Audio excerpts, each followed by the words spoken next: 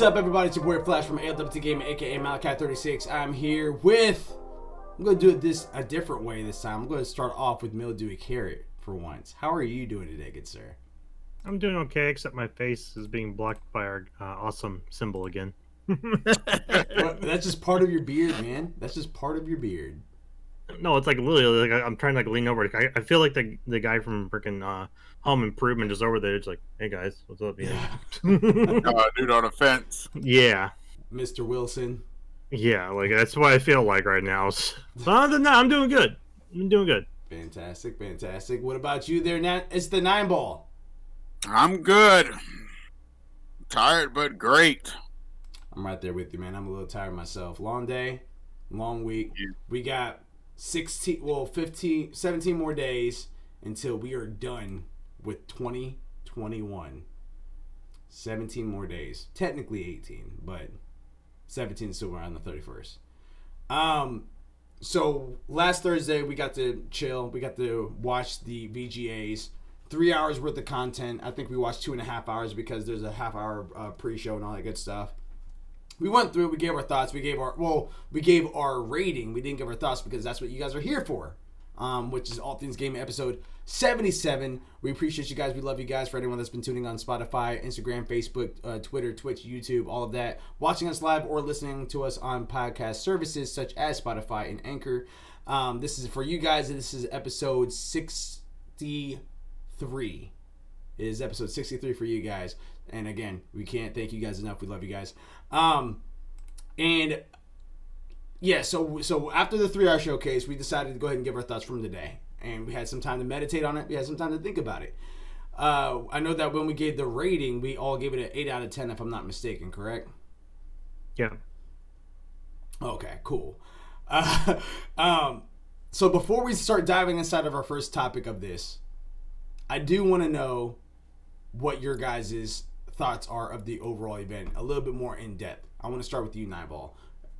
From all the stuff that you haven't been able to watch, all of that, and coming until today, having some time to think about it, the games that were announced, the awards that were won, where are you at with this game? Which one? The Game Awards show? Yeah, the Game Awards show, yes. I thought it was pretty good. It was pretty good. Like I said, it gets better and better each year. And this one seems to have ran really good. He had pretty good music and stuff showed up. So he had Sting. I like how they did the ending, of course, the traditional way of doing like the soundtracks for each one for Game of the Year. Yeah.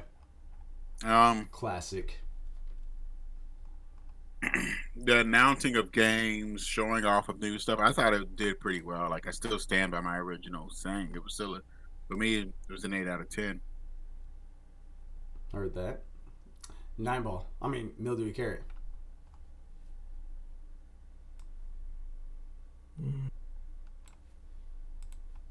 I mean,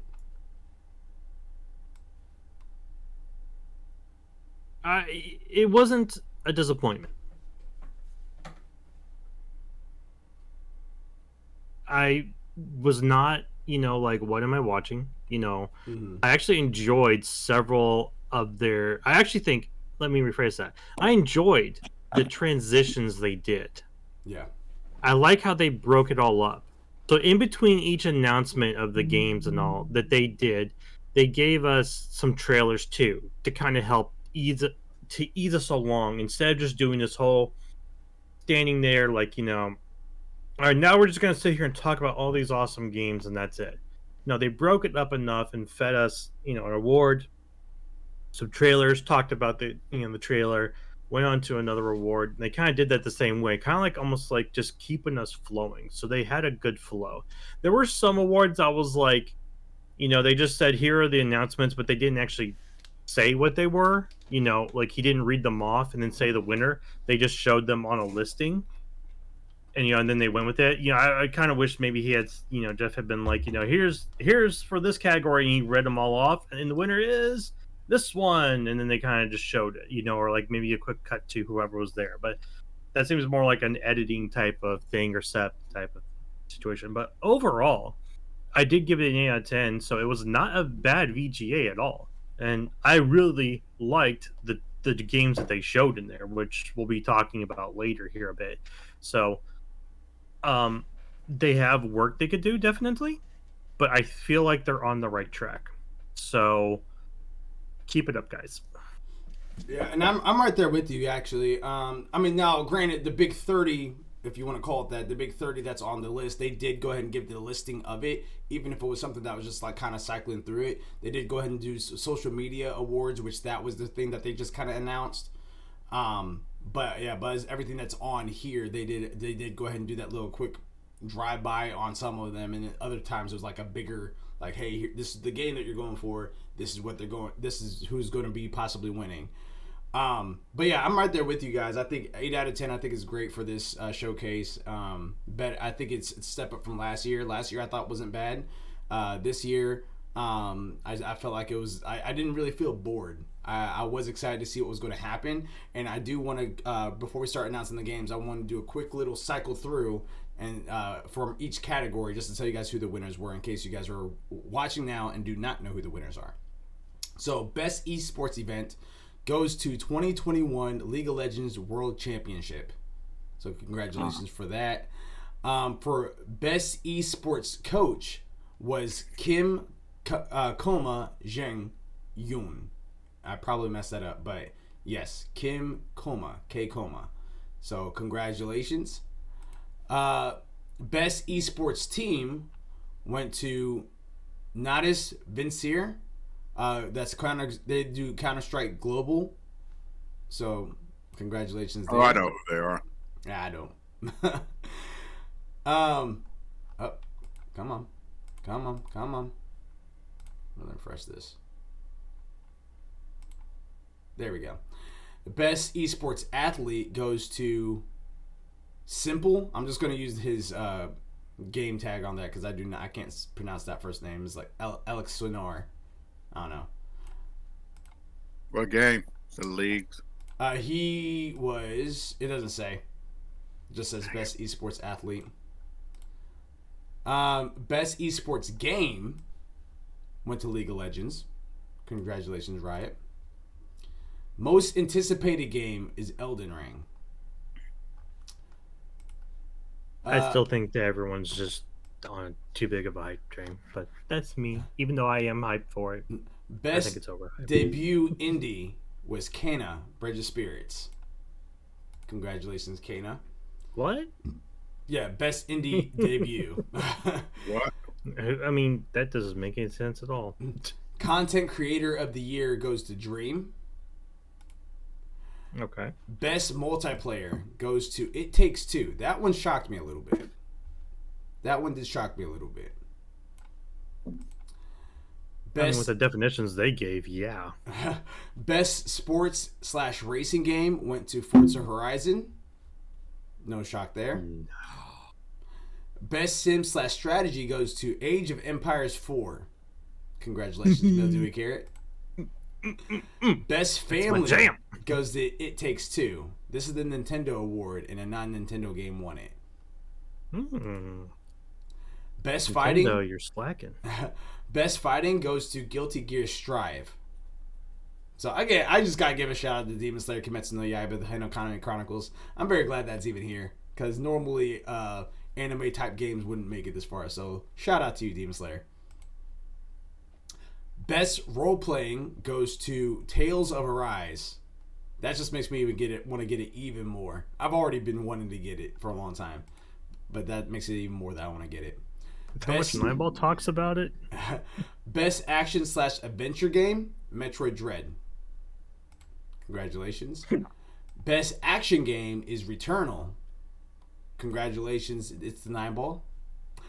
Best VR/AR goes to Resident Evil 4. Congratulations again there. It's the Nineball.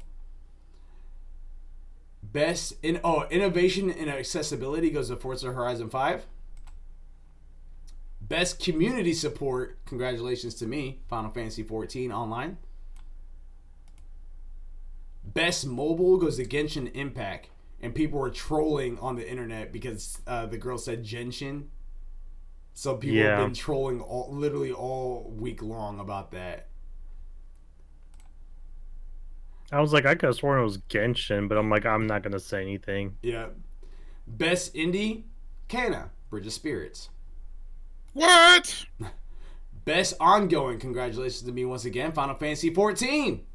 What? Looks like it's dropping a meteoroid on the world actually works. Games for Intent, wow. Intent. Games for Impact, Life is Strange, True Colors. Nice.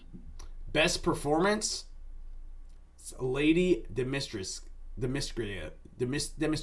How do you say that? It's not Demistris.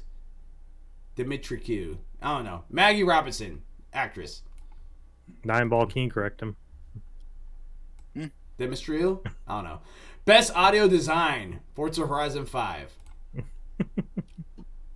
Best score and music goes to Near Replicant version 1 point in a lot of numbers. You're not going to say the numbers? Nope. You're not going to say the numbers this time? That was the last time. I will never say them again. Best art direction is Deathloop. Best that one surprised me. Narrative is Marvel's Guardians of the Galaxy. Okay. Best game direction is also Deathloop. And the big one, drum roll please. Game of the year. It Takes Two. Called it. I did not see that coming at all. Honestly, I mean, all of these have a possibility of getting Game of the Year, obviously. I thought it was going to be more Metroid Dread or Deathloop. I really thought it was Deathloop just because of how high and how recent that game is. I thought that Deathloop was going to sweep it. But, yeah. It Takes Two. Proud of Joseph and the team. Oh, yeah. Yes. Definitely. I thought it was It Takes Two from the beginning because that game just... The story for it. Looks good and interesting. And what also looks good and interesting are the games that they had announced at the VGA. So we're going to start off with this. This is the VGA recap right here. And at the end of this, we're going to talk about some games that was not on the list because the list I pulled was from Gamer Rant or Game Rant. So on the first game, Suicide Squad, Kill the Justice League. Show of hands, who's all excited for that game? Cool. I didn't see your hand, Nine Ball. You went past screen. do you guys want to talk about it? Or you guys want to move on? The only thing to talk about is it looks to be 4-player. Get your squad ready. Gonna kill the Justice League. Needless to say, that should be a 9 to 5 for us. Needless to say, it needs to be. Yeah. As soon as it drops, we need to be on there. Facts. Star Wars Eclipse. Who's all excited? Nine Ball. You're not excited about this one? Interesting. I really don't know nothing about it. I'm excited for the simple fact because I'm not like a huge heavy Star Wars fan. Like I really am not, but just mainly because I've watched some of the newer ones that came out, and I remember obviously episode 1, 2, and all that, and I remember the old ones, but I watched those so far back that I don't like. I was just watching it because I was just waiting for the lightsaber to come up. I didn't care about the story or anything like that. Now that I'm older, I definitely should go back and give it another watch. But I am excited to see that Quantum Dreams is the one that's behind this one. So let's get those choice-based games inside a world like that. I think will be really interesting and awesome. I can't wait for it because I'm excited for it because one, you're in the High Republic era, which is before the Knights of the Old Republic. So if I remember right, I could be wrong, guys. I haven't looked at the timeline in God knows how long. But just the fact that you're getting another Star Wars game, and like I said with Quantum in there, that it's got a heavier choice base. Because if everyone remembers the old Knights of the Republic, you did kind of had some choice bases, but because of how old the game was, you didn't have too many because it couldn't handle that big of a process. But nowadays, with what we're in, this game's got the potential to go far. So I'm excited to see what they do for it. Now, if they come out with something later on and it's really a downfall, then I'll probably be in Nine Balls boat, just like, all right, whatever, But for right now, I'm kind of excited to see what they're going to do for it. Any additional commentary there, Nine Ball? No. The next game that's on the list was Wonder Woman. Who's excited about this? They didn't show much besides that they're doing a Wonder Woman game. Yeah, I'm excited. I'm excited for the potential of what this could be because it's Monolith working on this. It's very similar to how it is for Insomniac working on a Wolverine game. Like I'm excited about that. I mean, it'd be interesting to play the game, but I would need to see more of that. The only reason I'm excited for Star Wars without knowing much is because I know Star Wars. Like I know what their universe is capable of, like what they've got potentials for and everything. So that one I'm not too worried about. This one, like, I'm curious to see how they're going to do it, what story they're going to use. You know, because Star Wars has got this, it's already got a huge lore. You know, book series, movies, everything. So, I'm just curious to see what they'll do with story wise. So I'm kind of just gonna wait till I hear more. All right. Alan Wake 2. Who's excited about this? Me. All right. Care to comment, or you guys want to move on? I think it's going to be pretty interesting. Remedy's been making their own universe lately because they said basically not only is Alan Wake, but Control is also part of that world. Alan Wake, like I said, it's kind of interesting. It's an action adventure with horror elements in it, like they said before, but it was interesting. I want to see how they do with the newer stuff now. Okay. And it being survival horror should really take things up a notch here. And it's open world. Yeah.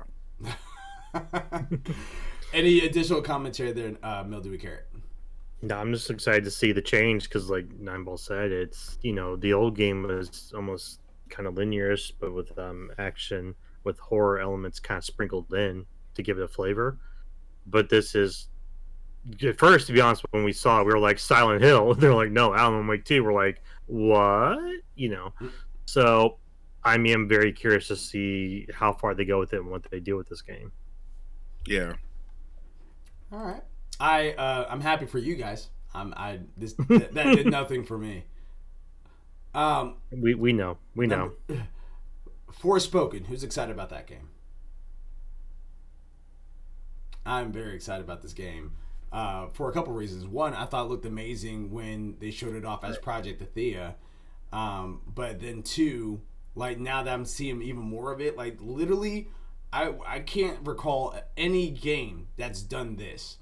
Like we've seen this in movies, we've seen this in books, we've seen this in TV series, to where you have a person that's literally this being, and then there's a fish out of water by being transported into like a whole different world, and it's like a mystical, magical world or whatever like that. This girl's from like Brooklyn, and she's now living inside like Narnia.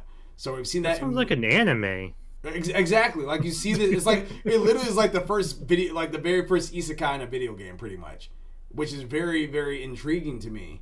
And you can they're keeping that same fashion of how she speaks, mixing in with the world that she's currently in. So it's kind of even more interactive in my opinion. And I did want to go ahead and throw this out there real fast because Nicola Jean Capron from Game Rant had put on here on their thing where Forspoken features 3 graphics modes on PS5.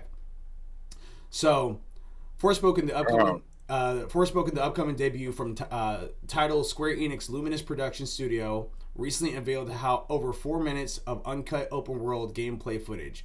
However, that's not all the developers revealed. Interested gamers have also been given a new information about the game's technical specs. New details have come to light about the graphics mode and the DualSense features on Forspoken will have on PS5. Although this new IP is being made by a team of initially worked on Final Fantasy 15, Forspoken appears to be taking a different approach to the fantasy adventure game. I'm going to pause there for a second because I guess apparently a lot of the stuff that they have learned. I still think that Final Fantasy 15 was a great game. I think it just wasn't amazing like I was hoping it would be, just because there's a lot of stuff that was just not, for me as a Final Fantasy fan, it just wasn't there. It just didn't get over the hump necessarily. Players will take on the role of Frey Holland, a woman from New York who has been transported to a beautiful and cruel land of Athia. With the aid of a magical sentient bracelet called Cuff, she must battle her way through monstrous creatures and cover secrets in order to find a way home. Uh, So it sounded like the Wizard of Oz with that description. yeah. And I'm going to get to that last a little bit right here, where it says creative producer Ryo Mitsuno had stated that the game will feature 3 different graphics modes on PS5: performance mode, graphics mode, and ray tracing mode. Many modern titles have added these 3 graphics mode, and they will hopefully give players the ability to bring out Forspoken's gorgeous environments while keeping hardware limitations in mind. Reportedly, performance mode will run at 140p resolution at 60 FPS. Graphics mode will run at 4K resolution with 30 FPS, and ray tracing will 140p. 140p, yes. 140p resolution with at 60 FPS. Graphics mode will run at 4K resolution at 30 FPS, and ray tracing will simply add ray tracing. So there you go. 140p? No. That's what the article says. No. There's no way. Nothing should run at 140p. What do you guys think it should be at? I think this is 1440p for performance mode. Oh, yeah. I said 140. Yeah, it's 1440. Yeah, you're right. Okay, thank God. I was was like, Yeah. That was what. Yeah. Now that you said it out loud, I was like, okay, all right. I see what you're saying. Yeah, 1440p. 1440p. You're 100% correct. So I was about to say the fridge can run it. Yeah, I was wondering why. I was just like, what do you think it's supposed to be at then? But yeah, no. 1440p. You're 100% correct. My bad. That's a Counter-Strike against Flash. But yeah, I'm very, very excited about Forspoken. Cannot wait for this game, and spring just can't get here fast enough. Actually, it can, because I got a lot of games I'm trying to get through right now.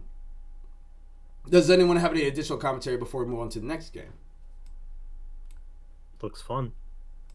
Cool. Texas Chainsaw Massacre. Who's all excited about this game? Moving on. Sawana's Saga, Hellblade 2. Who's excited about this game? All right, any commentary? You guys want to move on? To me, it looks fantastic. I'm kind of interested, like I said, I'm interested to see where they go.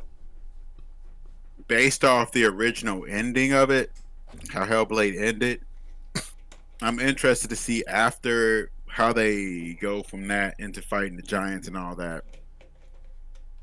Yeah, because those guys were huge inside the trailer.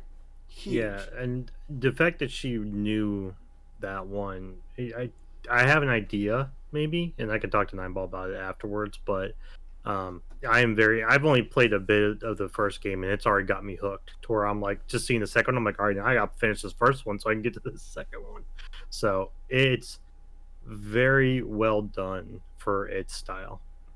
One of the leg ups too about it is that it is going to be on Game Pass, so any Xbox first party games is going to be day one anyway on Game Pass. So if you have if you don't have Hellblade, it's on Game Pass right now. If you're looking for Hellblade 2, it's going to be on Game Pass the minute it comes out. So just a nice little tidbit there, and something to look forward to if you guys are a Hellblade fan and a Xbox fan. Elden Ring. Who's excited about this one? Yeah. Game Watch looks the trailer. awesome. That's all we gotta say. Yeah, Watch the trailer. Game looks awesome. I like the magic just looks great. The world looks great. I hope we can link up as friends earlier, because I love going through games like this with you guys versus me having to get to 3/4 of the game and then I can. You don't have to. I think like when we linked up on Dark Souls 3, I believe. Yeah, you could link up immediately. I don't think I played Dark Souls 3 with you guys then. I think you only played Bloodborne. Yeah, I played Bloodborne, but even for that, you still had to get like to a certain point before we can link up. That was only like you only had to get through to the you did have to get to a certain point, but it wasn't as far as you were making it sound like. So it can be a bit annoying to get to it. But if you know someone who knows the cut around, it's easy to get to. But I hear you with what you're saying. Yeah, I think at least it's not the ones where you have to wait like 12 episodes before you can even start linking up. Exactly. You don't have to wait till your adventure rank is at 16 before you can actually party up with somebody. Let's not talk about that. Genshin Impact. awesome game multiplayer could use some work. Yeah, and I will say that formula I think has been kind of learned a little bit, because if you look at games like Neo and Bloodborne and even the couple of the first Dark Souls, I think they did have something like that to where you had to have a certain item to summon your friends and stuff. As it started kind of get more of those styles of games, I feel like they kind of went away from that, which is what I prefer. Like Code Vein, you just got to get through that first beginning area, like that little tutorial section, fight that first boss, bam, you can start linking up your friends. Like, I love that. I'm hoping that more games are going to adopt that feature, especially if they're going to be inside the Soulsborne type role, or the Souls likes or whatever. I really do hope that they kind of adapt that so that we can link up with your friends earlier versus you having to have a certain item to summon them in, or have an X amount of items in order to summon them this many times or whatever. So that was Elden Ring. So Sonic Frontiers. Who's excited about this one? I'm excited to see where this is going. It's open world. And a lot of people were trying to compare it to Breath of the Wild. I'm on the other half, to where people were comparing this as Sonic, the Colossus, like Shadow of the Colossus. And because you saw him take on well, you didn't see him take him on, but you saw how huge one of the monsters can be, and it's Sonic and everything like that. So I was like, this is interesting, because one of my favorite Sonic games, of course you have the classic Sonic games where you run around the rings, all the good stuff, back on PC, whatever. Cool. Game Boy, Nintendo, cool. This game in particular reminds me of a Sonic game that was on Dreamcast. You're talking about Sonic 06. I don't remember. I didn't own it. I just remember that I played it at my buddy's house, and it was very open world-ish. It felt like it was like almost like you still went through gates, so like it had that loading screen and stuff. But it felt very open world-ish, and that was probably one of my favorite Sonic games that I got to play. Didn't play a whole lot of it, but when I did play, I was like, all right, I want to get a Dreamcast, and I never really get emotions like that for another console. I was just like, all right, I want to get a Dreamcast so I can play this game. Never did, but it definitely was something that was on my top tier list when it came to Sonic games. Mildewy Carrot. I played the Sonic game for Xbox 360, and a lot of people harped on that and hated it, but I actually kind of enjoyed it. I understand some of their plight, but I still enjoyed the game. So I am very interested, though, to see an open world style Sonic game, especially with some of the structures in there. Looked like you could use his speed abilities to get up and down and around them after certain points, which you'll probably have to get upgrades for or something. So I'm very interested to see mechanics wise and all, but I definitely want to see story wise, because the fact that he kind of sounded like her tail's talking to him makes me wonder what's going on here. So I'm very interested to see more as they go on. So my final opinion will be based on what they show us and what they give us. And shout out to the movie, because Idris Elba sounds awesome as Knuckles. I went ahead and you went back and watched it. Yeah, I went back and watched it. And, dude, as soon as I heard Knuckles talk, I'm like, sold. Yeah, sold all the way. I was like, okay, you guys chose a great one. At first, I wasn't really sure, but then after hearing it, I was like, okay, that makes absolute sense. Let's just drive it home. Drive it home. I need to watch the first one still. Same here. Let's watch that. Let's set a day. We'll go ahead. You know what? That's exactly what we're gonna do. On our break, when we go break on work, we gotta link up on one of those days and just watch it. I'm all the way down, bro. All the way down. I'm with you. Any additional commentary before we move on over to the next game? No. Slitterhead. I have no idea what this is. So it's from the one of the makers of Silent Hill. Okay. It was Is this one that I stepped out the room for? Nine Ball. Help me out here. I'm blinking.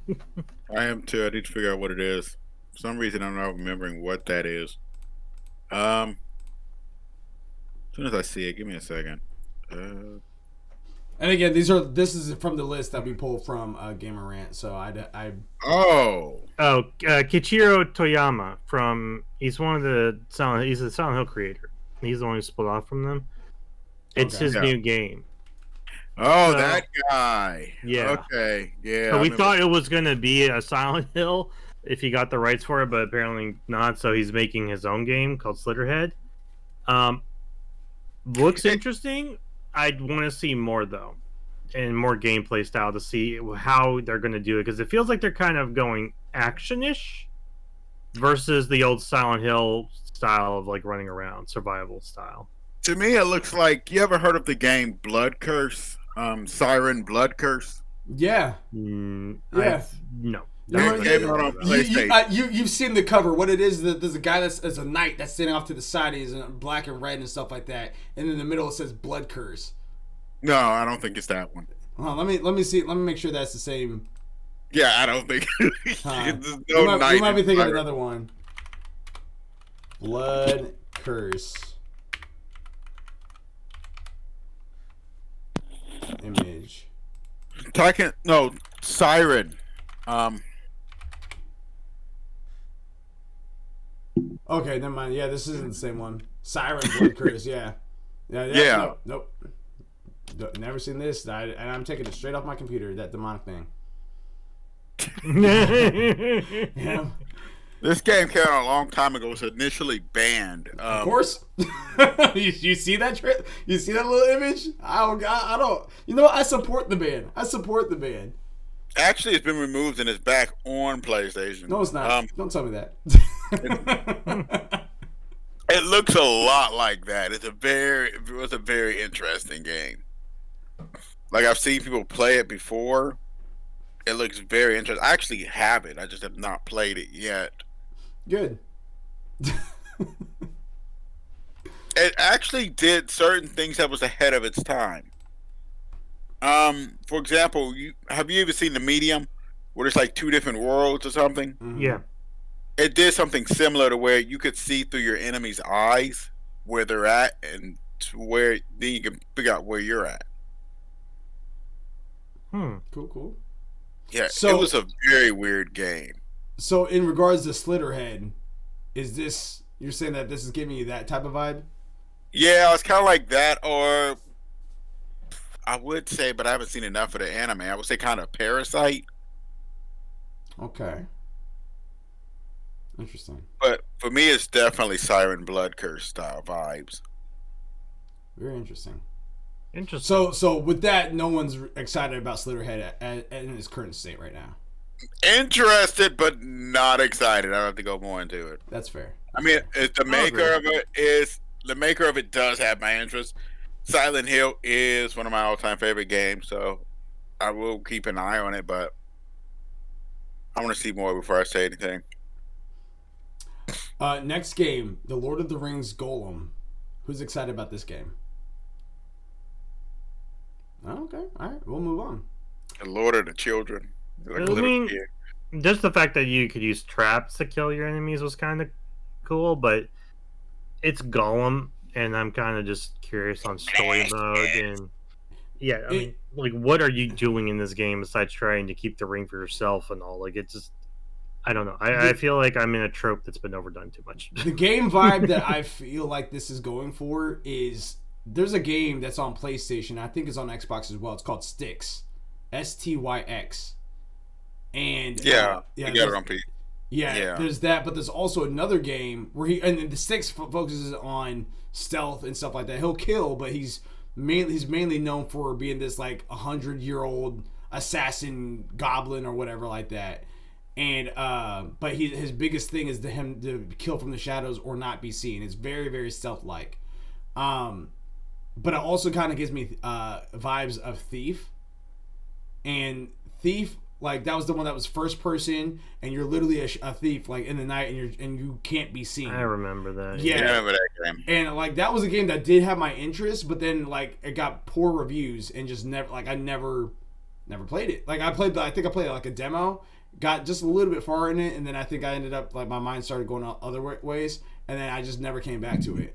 So I played a bit of it. I've never beaten it. It's in my backlog somewhere. But even with that game, like, that again, like, until now, you probably wouldn't have even thought about Thief. And that's kind of the vibes that Golem's kind of giving me. It has a name brand behind it, Lord of the Rings, obviously a household title. But that's the vibe that I'm getting when it comes to this Lord of the Rings Golem. So, not really excited about it, but we'll see. Tiny Tina's Wonderlands. Who's excited about this game? I'll put my hand halfway up.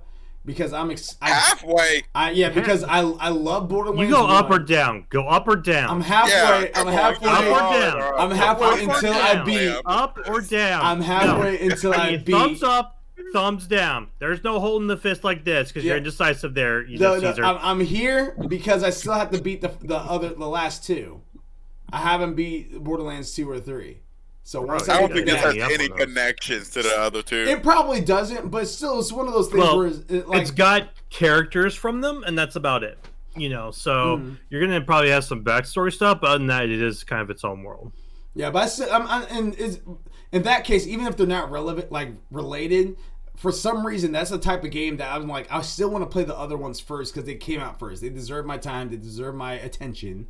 So let me go ahead and pay homage to that first, and then I can be excited about Tiny Tina's Wonderland. That's my whole little thing right there. That's my whole spiel.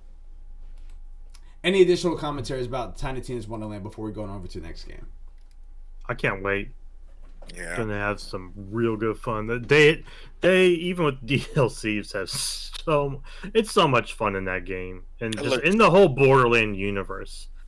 It looks so over the top that it's just going to be fun. Yeah. And that was probably that and PSO, Phantasy Star Online, are the only two games that I had that has like an algorithm of weapons to where there's so many different types of weapons you can get. So many different type of weapons that you can get. And like it's very possible that you can play that game for 10 years straight and then get a weapon that someone else has never ever had. Like it's just crazy to think about. Among Us in VR. Obviously, none of us have VR, but is anyone excited for something like this to exist?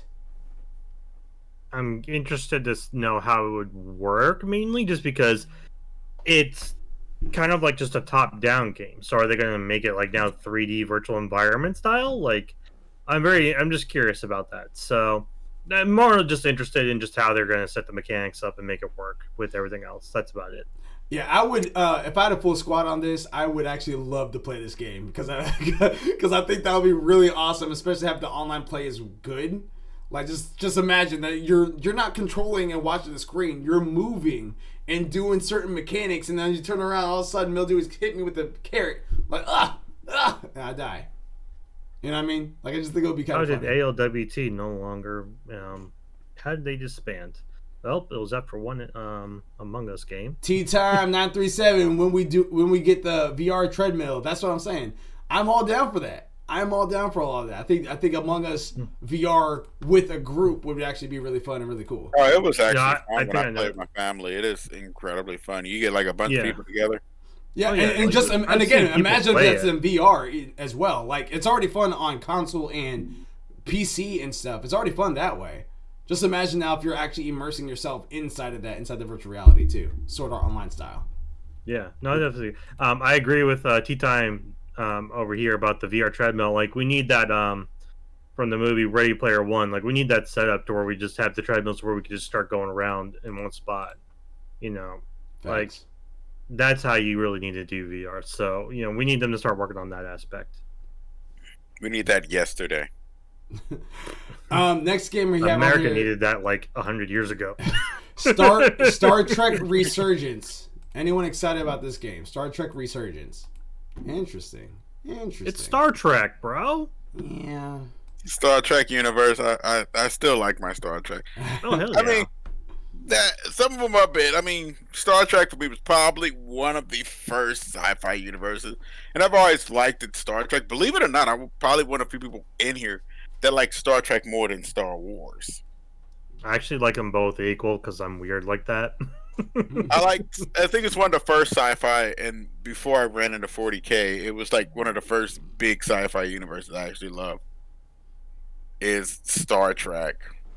And I think it was because I watched like the cheesiest one. They start out with the William Shatner, Spock McCoy one. It was so over the top and it's so campy, but it's so good at the same time. Oh yeah. The only thing I really know about Star Trek, like in at all, is that Lamar Burton was the cyborg looking dude from Reading Rainbow. Oh, before, yeah. Yeah, that's pretty much the only fact I know. Outside of that, yeah, you don't really follow it. Yeah, no. I watched actually the one movie that came out like 6 years ago. I went to the theater and watched that. The new ones. Yeah, I watched that, and then they showed off how one of the guys had cheated to beat the system or whatever. That was Captain Kirk. That was Captain Kirk's beginning. Yeah, the Kobayashi Maru. Yeah. Yep. Because it's one of those tests, like if you watch like the original part 2, the Kobayashi Maru is really a no-win scenario that they put in there, but they just want to see how they would react to those scenarios. Do you leave the ship and let it go to its fate, or do you try to defend the ship and quite possibly you lose yours? And Captain Kirk didn't either. Nope. He found the way around it. Yeah. So I do remember I did see that movie, and that was something that I was just like, maybe I can actually get into it, because they brought in the actor from Heroes. They brought him as Spock. Yeah. Yeah, and that was actually one of the things that started getting me into it, because I was just like, all right. Yeah, but then that one fell apart because of Chekhov died, and yeah, that was sad. Yeah, it was. Died. And then there was like a big thing between Christopher Pine and them, for what I understand too. I didn't hear about that part. I think there was something involving that, and they ended up falling apart, and the whole thing fell apart. It was sad to see. I actually liked it. Oh yeah, it was a very good AU to the actual stories of Star Trek, of Captain Kirk and all. So yeah. Going on over to the next game, Arc Raiders. Who's excited about this game? I'm okay. I hate to do it, but I'm like a half hand. Okay, I'm actually right there with you. I'm halving it too. It's a free to play, so it looks interesting. It looks kind of like there was an old game, kind of like Tabula Rasa, or oh god, it's Planet Side or something like that too, in a way.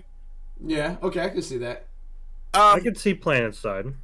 It's one of those games that, like, it's one of those games I would want to play. Like you always say, you want to play with your friends. It's one of those games where I would probably do like kind of like that, because it has like the Terminator vibe to it too, yeah, where you take on machines and all that. So it will be fun. I think it'd be fun with friends, but I don't think it's gonna be like my solo game. Yeah, worth to try it out and see what it's like. Yeah. Rumbleverse. Who's excited about this game? I'm excited to try it. I'm excited to try it out. I don't know if I'm exactly excited about the game itself, because it's giving me a lot of Knockout City vibes. You trying to say Knockout City was bad? No. But Knockout games like it wasn't bad, but games like Knockout City and Fall Guys and stuff like that, they're limited. At least for my attention span, they're limited. Like, they might be fun for a couple weeks, and then all right, that was fun. Off to the next thing. And then I never touch it again. I haven't touched Fall Guys since last year. I haven't touched Knockout City outside of the 3 weeks I played it. So that's just kind of where I'm at when it comes to games that's similar like this, like Rumbleverse and stuff. Rumbleverse reminded me of a game that looked like a marriage between Fortnite and Hunter's Arena. And that was another thing, because I still do want to get back to Hunter's Arena, but it is one of those, like, I need switching over there, Nonball. I still want to get to Hunter's Arena. I still, like, I think some of the I think that when it comes down to battle royales, that is usually my cup of tea, because it's fighting type and all that good stuff, working with your teammates. I think it's really cool. The only one that I can put above it right at currently would actually be, believe it or not, outside of Apex and Call of Duty, would actually be First Soldier, because that's actually been really fun with me, Abs, and Gravity. But other than that, I do want to experience what Rumbleverse is like. It kind of feels like a Smash Bros vibe a little bit, but again, more kind of along the lines of Knockout City. Like that Nickelodeon Rumble. Yeah, it's very similar like that. Kind of look. Yeah. So I'm still curious to see what it's going to be. Is it a battle royale, or is it going to be, I don't know, like because All Stars. All we got was a CG trailer. We didn't get anything additional to that, unless they showed something when I was gone. No, they didn't show nothing when he was gone. So yeah, so that just it's still kind of up in the air as far as like what is that game going to look like. The Expanse, a Telltale series. Anyone excited about this game? some reason I don't remember that one. I am a bit interested. Let me take a look though before I say anything. Just because it's Telltale? Yeah, Telltale usually are really good about that. Yeah, they normally have pretty good stories with it. Oh, That sounded like it was a good O. is that what I think? Kind of The Expanse. Oh, yes, I am. Oh god. If this is following that show, The Expanse, I didn't even finish watching that, by the way. It probably is since they extended the title that way. The Expanse, Yeah. a Telltale series. It probably Yeah. is. There's a show that I started watching a long time ago called The Expanse. I'll shoot his plus. Yeah, this is about miners between. It's like it deals with a lot with like the miners from these asteroids and people from Earth. It's like the rich people. Then you got people on Mars, stuff like that. And it's got like this huge thing in this. I believe in the show, this one tanker that carries like water to like the asteroid and stuff gets attacked or something, and they're trying to figure out who did it, and it's turned into this big mystery, and it's a lot going on with it. I need to finish watching it though. It's very sci-fi, like futuristic sci-fi universe style thing. It's kind of interesting, so I'll say I'm a bit interested in it. Okay. It'll be kept on my watch list. Any additional commentary on that, Mildewy?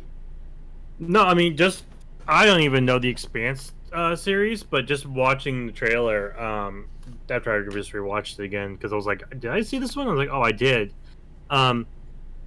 It pretty much looks like a Telltale games, and I have enjoyed playing those because I like kind of like just the story reactions, not games that are like based on like shooting and all that. Like you actually have to get, you have to do a choice and all. So Dragon Age, Mass Effect, all that. Well, yeah, I mean it's that, but without the action. So, but it's like I'm very interested for it. So, I want to see more though before I truly get it, and maybe like look into the series just so I have a backstory. Because most of these Telltale games you see are based on worlds that have been already made and created, and you just play like a separate story mode that's separate from it, but in part of that universe. So, I am very curious about this series now. So. I wasn't sure what the Expanse was, but now that Nine Balls told me, I have something else to put on my watch list. Yeah, it's on. I know it's on Amazon for sure. They have those. Okay. Thanks. I'll have to go there. Tunic. Anyone excited for this? Is that the acid trip? If I remember correctly, I think it's very similar to like Midgar. Let me double check because I think this is the same. I want to triple check. Tunic game. Oh yeah, this game. Okay, no. I retract my excitement. I take it back. Yep, I retract it. It's not the Take same it thing all I was thinking back. of. It is lit Midgar, but I don't remember it looking like this. So nope. I take it back. I take it all back. Definitely like, yeah. Like- I mean, it's a very cute game. It looks like kind of have a Zelda feel to it. Cute doesn't pay the bills. I'll probably kind of like I'll hold off on it for right now. Just because it I've not been like too big on. Yeah, that's definitely that over the right top now? Yoda look. Yeah. So, I mean, it depends on how it goes and all, but it'd probably be on a watch list. But I'm not gonna be day one. Oh yeah. Most of these I'm still not going to be day one on, to be honest with you. Homeworld 3.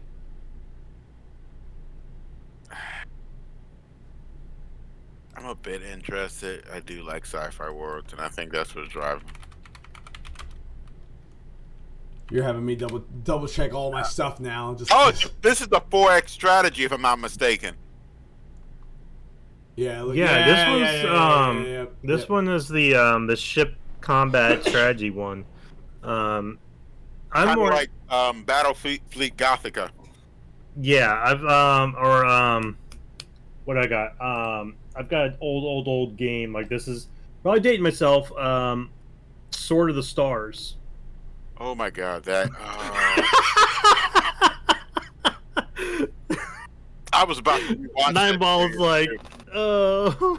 That brought back memories of that classic anime Banner of the Stars and Crest of the Stars. Oh my god, that is such a good series, man. Such a good series. If no one's watched it, you need to go watch it. I don't know if it's online on Funimation or Crunchyroll, but they are good.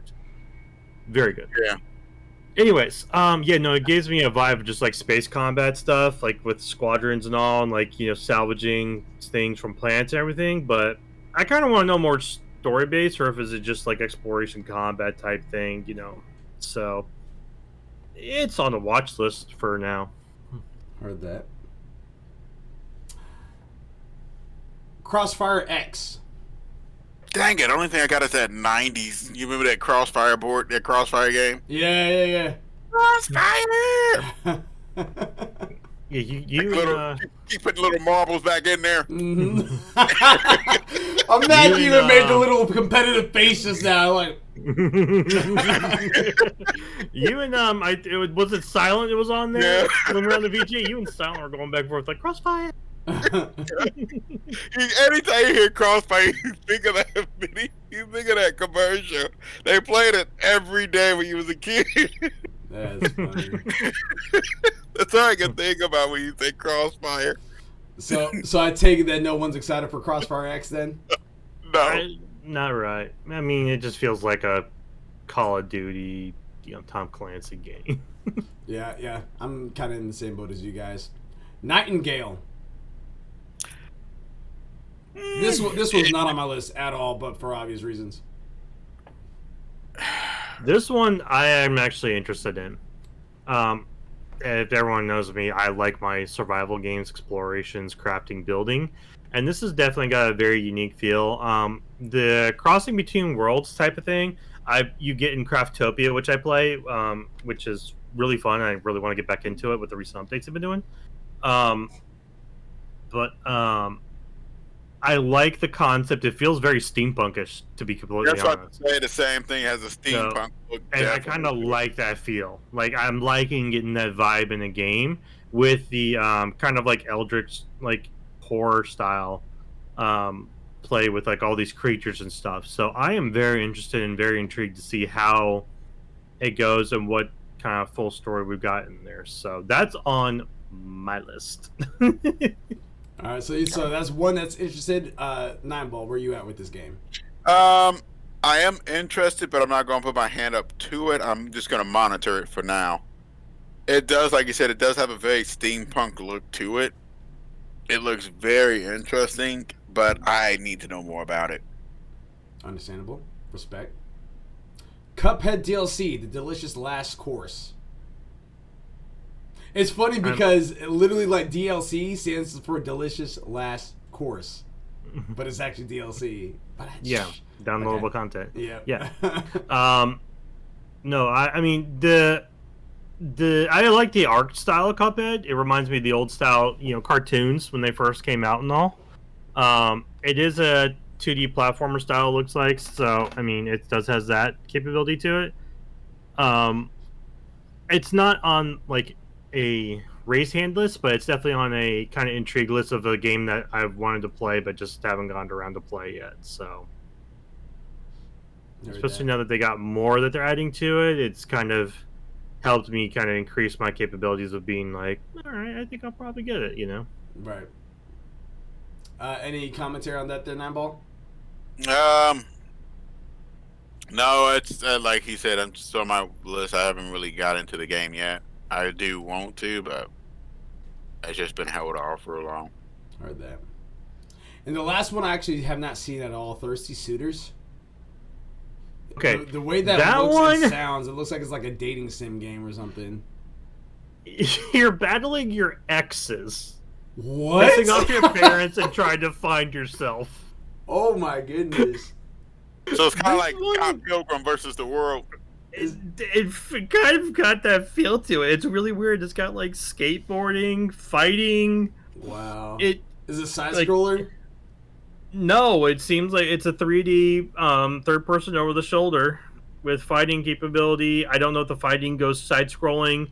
There was one scene where like you're cooking for your mom and like you're doing like in like this exaggerated style of the cooking and all, like you like get a knife, like you're jumping towards a knife, grabbing it while you're just like plank style across the floor and all, just like horizontal to it, and you're just like it's really weird. But I'm like curious, but not a raised hand.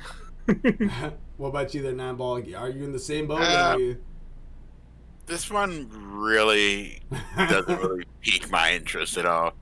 I mean, I'm just curious because of how stupid it looked in the trailer. yeah, it does, but this is, if it was on my watch list, it would probably be real far back.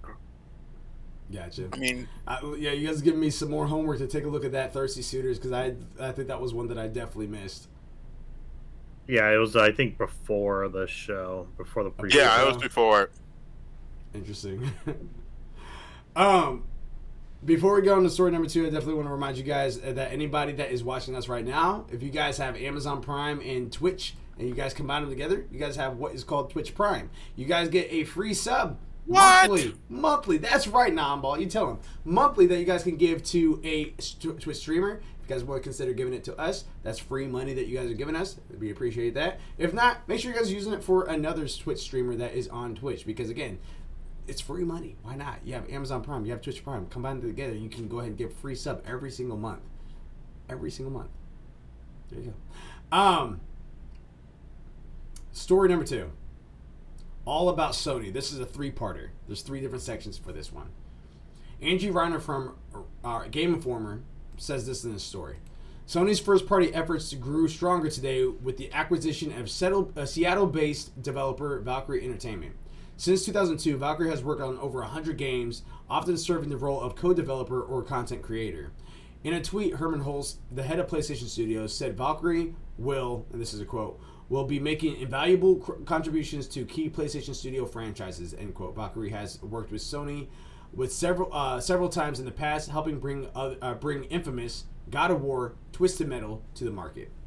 The developer will once again be working with Sony Santa Monica on God of War Ragnarok. In a press release earlier today, Sony spokesperson outlined the path forward.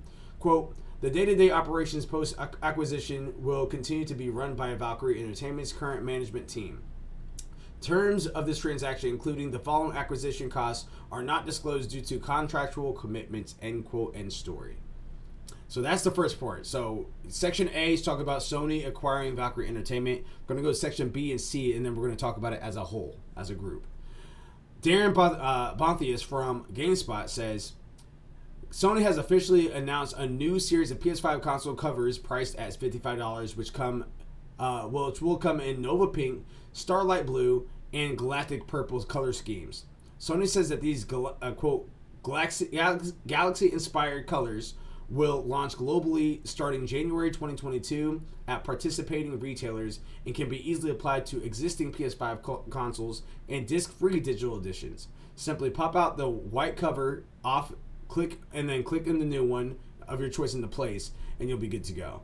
In addition to that, new color variants of the DualSense controller are also on the way, joining the previously released Midnight Black and Cosmic Red versions.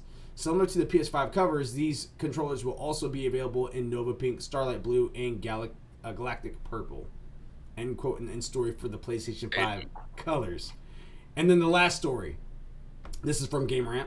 Rory Young says, as anyone who frequently plays multiplayer games can attest, trolls and disruptive players are ubiquitous. Moderation efforts are failing across the medium.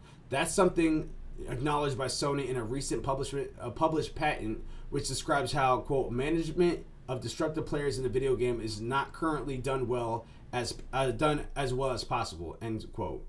The patent goes on to describe a system to more aggressively recognize, process, and track, quote, disruptive behaviors, end quote, in multiplayer games. It's potentially a system that could be built into the PlayStation 5 games in the future. End quote and story. And that is actually wrapping it up for All About PlayStation. Hearing this news on any of this, where do you guys want to start at? Is there anything that is on your list that's just like, okay, that's interesting, or oh, that's crap, or anything like that? Where you guys are at right now? I'm very interested in the multiplayer aspect because I don't do too much online communities. I like playing with my friends online, and part of the reason is that is just because I've ran into too many trolls before, where they're like, "What are you doing?" And they try and really put you down, really, just because they want to, because they feel like they can, and they should be able to do that. And it's like, no. So the fact that they are going to really start, it sounds like start trying to is good. I'm not going to fully applaud them until I see the results, though, because, it's one of those things like you can talk about as much as you want, but until you show it, it's not as good. So the end results are really what I'm looking forward to. The fact that they are fully talking about it, though, means they are starting to get something going, but I want to see that ball roll, and I want to see the results, and I want to see good stuff from it. Nineball, you look like you're about to be sick over there. Huh. I've heard this before. It was called the YouTube system. That's why I'm not. And we seen where that went. And, oh God. It's one of those things. It's either hit or miss. And when it misses, it just flies off real far. It's a. Whenever they say those, it's really hard to. I know what the goal is. I mean, everybody's been working on that. A lot of people have been trying to work on more or less get the toxic people off and keep the good people on. The problem is how.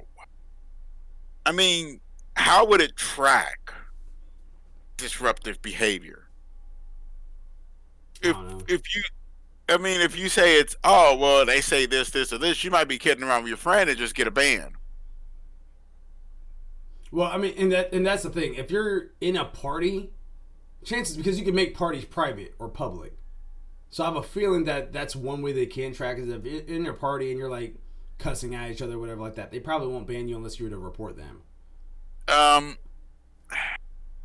We've been on Call of Duty parties before a long time with me and my friend, and we were saying some troll stuff to the other team. Now, us and the other team, we was like friends. We weren't friends.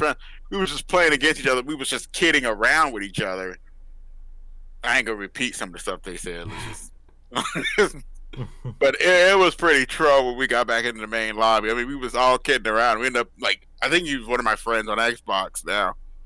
Because everybody was just together at one party. We were just having the time of our life. And then he was like, hey, can I just come with y'all guys? Just seem to be having fun. Like, yeah, come on. Mm. But the thing about it is, I've heard that so many times. And normally it just ends up hurting the wrong people. I know there's different ways. I think some of them have tribunals. I think something like that where people look at other people's transcripts. There's other ones, like I said, YouTube was on that with DMCA, stuff like that, and it was like a huge problem with theirs. And they was taking out videos, copyright strike videos, which was not even bad videos. It was just, yeah, this thing is copywritten and something like that, and it just turned into a big problem. So I am a bit worried about that one, so we'll see how it goes. The one that actually interests me the most. So, I'm excited about Valkyrie Entertainment joining the PlayStation franchise. I'm excited about that.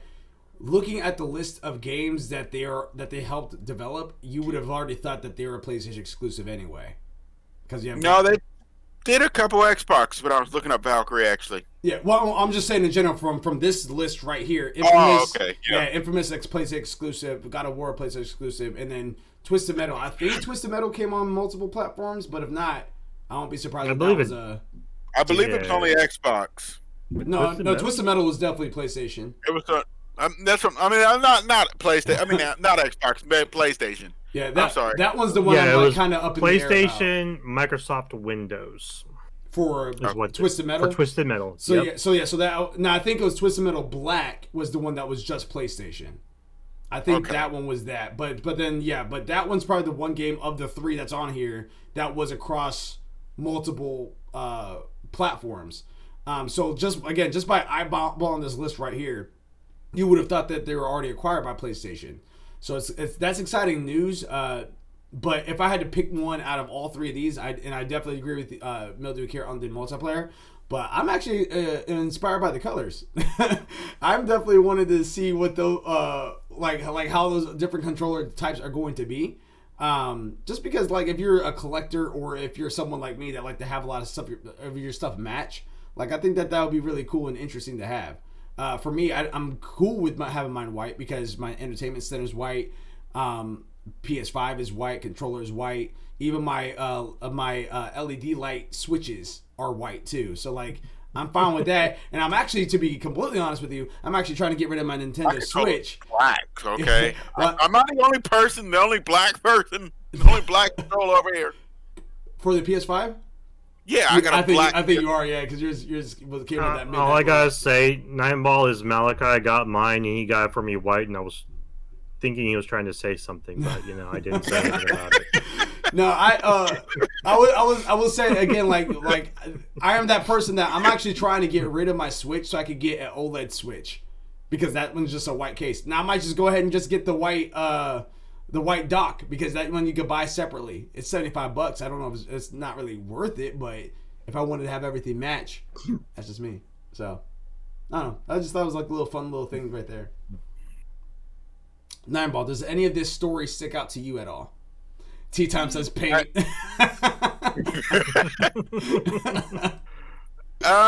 Probably the acquisition of Valkyrie. I mean, they did co-develop. I mean, it's probably the best news. Like I said with the other one, I'm kind of leery on that one, but the second one, let's see how that one goes. I think the first one, them acquiring more companies, is good, but it's interesting. A lot of these companies, smaller companies, are getting gobbled up.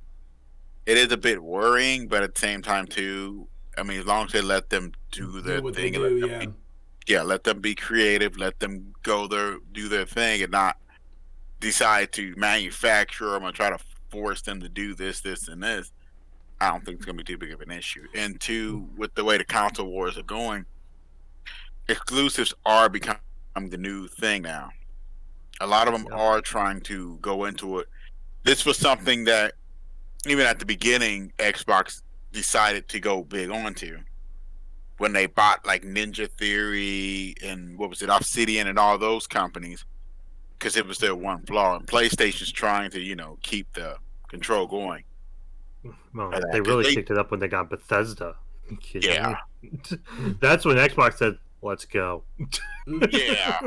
Well, the thing about it was basically gloves are Sony has love it or hate it, Sony has the better story-driven first-party titles. You have basically, I think the biggest ones on there would be like Gears of War, Halo. For Xbox. Yeah, for Xbox. I think there's Gears of War and Halo would be like the biggest ones. Before they got like Ninja Theory and all those, they really didn't have them. I mean, they had brought about 1 billion times Lost Odyssey, but nobody talks about Lost Odyssey. We had Phantom Dust. Nobody deals with Phantom Dust. Jade Empire. Well, believe it, I think they used to be. I want to say BioWare used to be under Microsoft a long time ago. And then they left them and went to EA. I wouldn't be surprised because even for Mass Effect, that was just Xbox. The first one was only Xbox. I want to say that. Yeah. So I think you're right about that. But overall, until recently, it's only been PlayStation. Because you look at PlayStation's lineup, you've got the God of War series, you've got Nathan Drake, and the Uncharted series. You have Horizon Zero Dawn.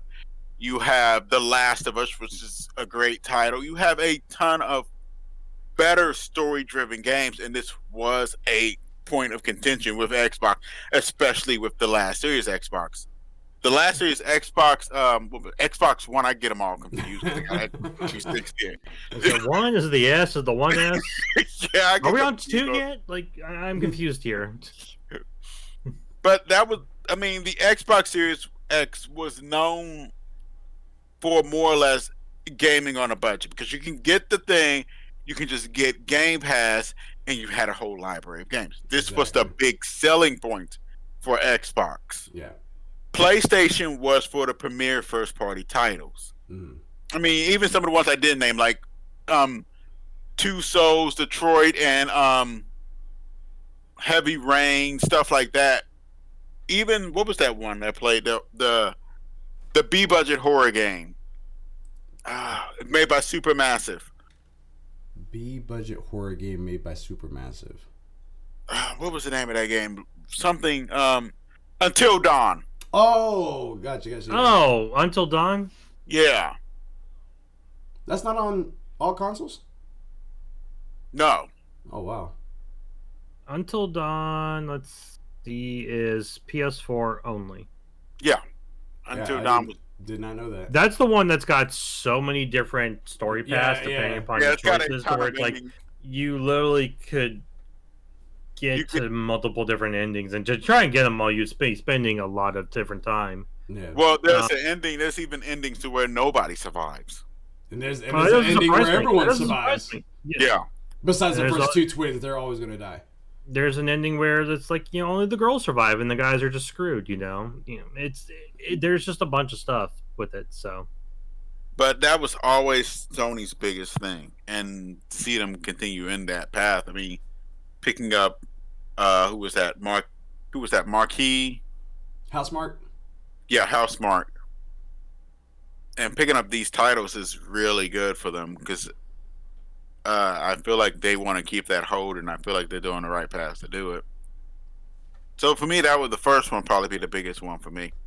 Okay. So we're pretty spread apart on the board when it comes to all about Sony. Story number 3 that we have right here is a couple fun ones for you, and I'm going to do this one piece by piece, and we're going to talk about it. The first one is by Andrew Paul Heaton from Game Rant. At the time of the release in September 2020, developer Kinetic Games probably didn't anticipate just how popular its cooperative ghost hunting title Phasmophobia would become, especially among the streaming community. With the recent Cursed Possessions having to just been released in time for the holidays, the game is now a lot more content. And keeping in mind with the spirit of Christmas, players are noticing that there's one particular Jolly character that has not only been put in, but has been aggressively hunting down and attacking players. A number of people on Twitter have been posting clips of themselves playing the new Phasmophobia patch, specifically the moment when they realize Santa Claus has been inserted into the game as one of the ghosts. User Otter Lady can be seen in her Twitch clip during the exact moment they realize when the entity is on the prowl. The first clue occurs when they notice the otherwise jolly sound of jingle bells ringing before they spot the spectral being dressed from head up in Santa's traditional red garbs manifesting in the room. So for you guys that play Phasmophobia, how many of you guys have been killed by Santa? Yeah, I think I've been killed by Santa a couple of times. Okay. So it was a jolly good time. Does he start chasing you if you say you got coal in your stocking? We haven't tried that one at all yet. The only thing we know is that we've gone in there, and the cursed objects is a good idea and a really good point. A lot of people are kind of like against some of it, but we have too much fun with it. Well, let me rephrase that. Abs and Gravity have way too much fun with it, and Gravity killed us when he was playing with that. He played with that voodoo doll. It's Abby killed me playing with Abby killed me and played with the music box. And it was with Saint Nick's too. He's like, that's not Christmas music. Jingle, jingle, jingle, jingle, strangle, strangle, strangle. That's crazy. I think because Gravity got killed last night playing with the tarot cards. He was like, what is this one? He just drew a card. Oh, you got the death card, then he goes hides in the living room. Just like, you can't see me. And it didn't. It did not see him till the very end. It went back out in the hallway, looked in the living room, just like, I swear to God, that ghost probably stopped like for a second, just staring at him, like, really? And he's just like against the wall, like, you can't see me. I think, remember we took a picture, we was making fun of his body when we seen him. we were all just like, Abs was like, I'm concerned for him. He's like, you know what? That's funny. But yeah, it's a really good update. They got the music in there. It's also fun when you're in the house and you get a ghost event and you just hear jingle jingles. You're like, oh, Saint Nick's here. Oh, yeah. Have you been naughty or nice? Depending upon how easy it is to get figure out what you are. Neither. Section 2 on this one is Ali Jones from Games Radar. Bully 2 could be on the way, with a planned reveal of a potential sequel reportedly pulled from the Game Awards last week. According to the leaker Tom Henderson, a sequel to the Bully, Rockstar's slightly more PG-13 take on the GTA formula. Quote, it was expected to potentially surprise reveal, end quote, at last week's award show. Henderson claims that the source has been shown some material alluding to a reveal soon, including a game in a playable state, but that information is a bit blurry at the moment. Henderson isn't the only person hinting at something to do with Bully. Game Informer senior and associate editor Blake Hester tweeted a picture of the game's logo yesterday with the caption, "News story coming to you soon." While Henderson suggested that that could be related to the information pertaining to a sequel, Game Informer video host Alex Von Eycken has dismissed this by saying that this is definitely not what the tweet was referencing. So, a little bit of a mixed bag out there, but it looks like that, as far as what journalists are kind of saying, looks like that Bully 2 is going to be on the way. Have either one of you guys played Bully 1? Nope. No, I did not. It was on the old Xbox system, if I remember right, when it first came out. It was on. Yeah. It was on both 360 and PS2. They probably re-released it on there then, but no, it never seemed like a game that I would be interested in. So I'm just kind of whatever with this.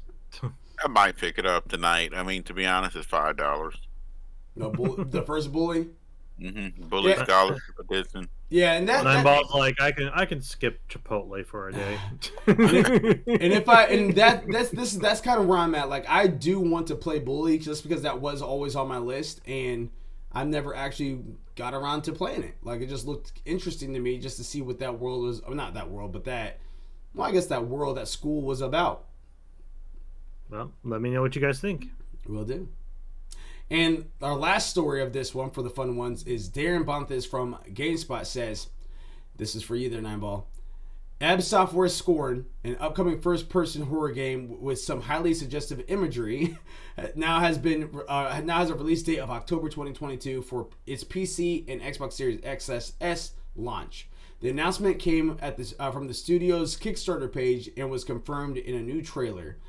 In another update from on its Kickstarter, ALWT Software's CEO Jumbomir Peklar said, quote, December has been a pretty huge month for us at ALWT Software. Not only have we been able to share our new release date, but we've also reached a significant milestone in our development. 75% content completion. I'd like to just give my deepest thanks to our community and for your patience and our team here at ALWT, who have been working incredibly hard to pull everything together, end quote, end story. So I'm going to start this one off with you, Nineball. Where are you at with this game? I don't know no more. I mean, it's been in. I'm surprised it's only 75% complete. Mm-hmm. How long has this game? Let me see something. Cause well, remember they also had that issue where they probably lost a lot of investments because of the that one No. The one update that they put on the it wasn't even that. The guy like, that was just like, "Hey, refund, like you want to refund it or whatever," and like, calling him this out. This was teased a long time ago with Agony. Agony launched in 2018. 2018. Oh, I don't have it. Don't it's a game where you play as like a basically Agony. It's a first person survival horror game Okay. set in hell. Um, but I remember Agony when I was going through the Kickstarters. They had that one, and then they had Scorn. But That's what it was, Kickstarter. yeah, it was just that game was launching. I mean, announced years ago. I don't know what happened. 2014, November 2014 was when Scorn was announced. Yeah, 7 years 8 ago. years. Yeah, about 7-8 years ago. And it's taken them this long to get it going. 75%. Like, this game better be mastered. Like, this would, I mean, to be honest, if this game should be 100 gigs, if it's 7 years in development, 6-7 years, it should be probably 50, 60, 70 gigs at least. Yeah, I mean, we also don't know what errors they've had or issues they've had going forward. Because it sounds like with that announcement that they made on the Kickstarter that caused a lot of people to want a refund and all, that they may be having some problems internally to where it's delayed them that they just haven't talked about because we don't have much news about it. Yeah, maybe, but it's been in development hell for years, and it's. I'm gonna probably continue to watch. I want to see another trailer. I did see that trailer, but it really wasn't that much there. I really want to see more of it. I did play a bit of the demo too. I think I did. Yeah, I remember playing that a while back there, like a small demo of it. It's like living weapons and stuff. It was kind of interesting. He was like on an alien ship. It's very, very, very weird. Sounds like it. Definitely sounds like it. I definitely do think. I mean, I don't know if that was the whole thing that as Mildew was saying. I do think that one guy that was that one, I'm assuming president of it or whatever, was saying, hey, just a FYI, if you guys like. He pretty much said something along the lines like, video games take a time, so please be patient. FYI, if you don't want to purchase it, you can always ask for a refund. It was something very snide and snooty that he shouldn't have said to the public. Well, yeah, but that wasn't him. The person who wrote it did that, but he said he did not read through it fully, and he just approved it. Because, like I said, and that kind of tells me that either he's not paying a lot of attention or they're kind of stressed over there, so they may be having something or like staffing issue, who knows what going on to where it's caused them to be kind of overstressed. So I'm wishing them the best of luck. I understand the stress level, but I definitely agree with you guys originally. Like I said, that I don't approve of the verbiage that they used. It's still on my watch list. I mean, it's on my watch list now, but that game, I kind of just want to see more of it. And I'm with you there, Numble, because when you say, the horror adventure and all, like, I'm very curious about it. Yep. It's just, there's not much.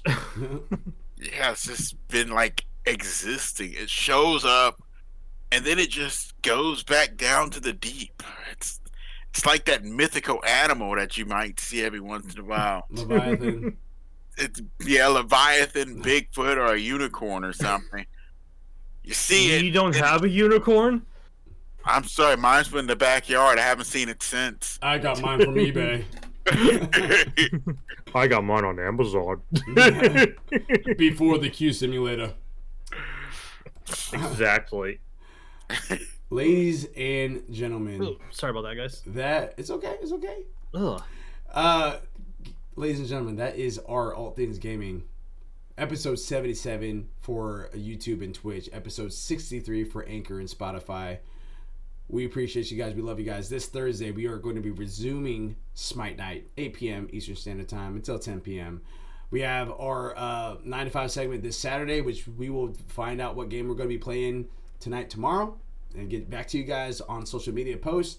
And then we're going to continue the trend minus Smite Night, because that's only, or not Smite Night, but minus 9 to 5, because that's once per month. And this Saturday is going to be our month for that.